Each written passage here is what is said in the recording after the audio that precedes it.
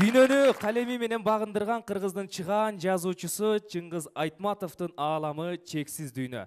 Автору чыгармаларында ар бир окуган окурманын турмуш мыйзамдарын көзгө сайып көргөзүп, ар бир окурмандарын тарбияга чакырып келет.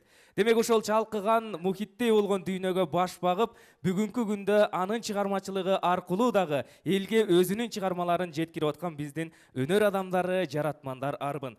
Алардын ичинде мына ушул биздин конкурстун катышуучусу Динара Мамбетакунова Аалам Алпы Айтматов деген аталышта поэмалар жыйнагын чыгарган жана обондуу ыр дагы жараткан. Анда ошол ырга кезек берели деп турабыз. Бул ырды аткаруу үчүн мен сахнага чыга турган ырчыны ушунчалык сыймыктануу менен чакырам. Кыргыз Республикасынын эл артисти, элибиздин даңазалуу ырчысы Султан Каримов. Кол чабуулар болсун.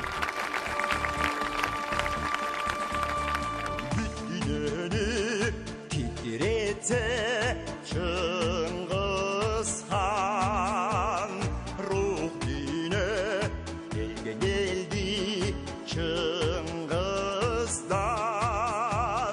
ак калпакты дүйнө жүзү тааныды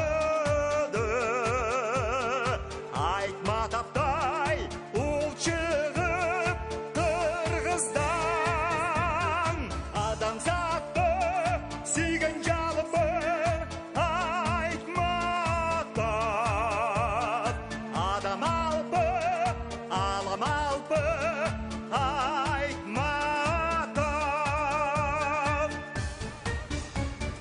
чыгармалар ак берметтей изилди дүйнө жүзү урмат кылып ийилди